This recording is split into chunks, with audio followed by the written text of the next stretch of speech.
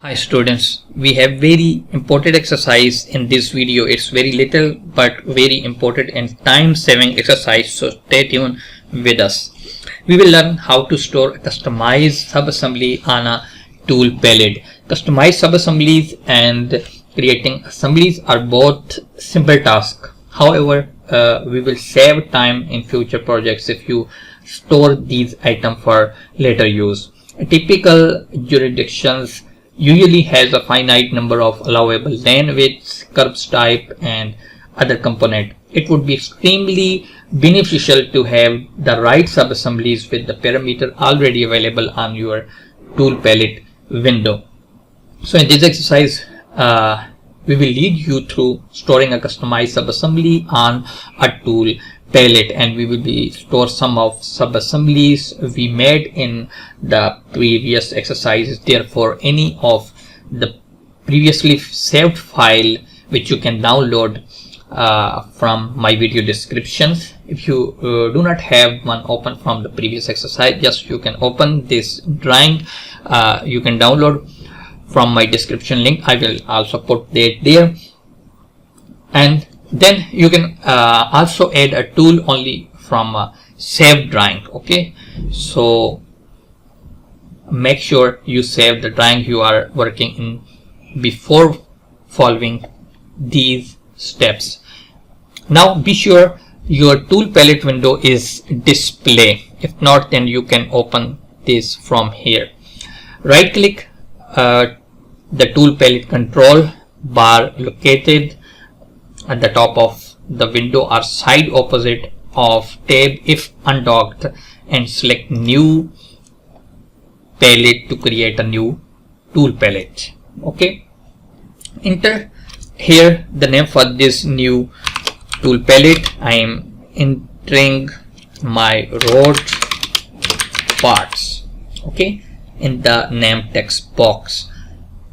Just press enter, and now select one of the sidewalk subassembly from any of these assemblies.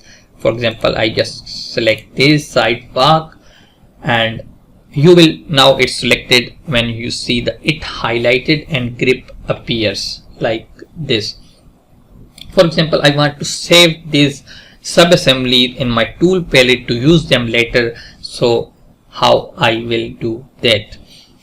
Click any link in the assembly, not the grip link.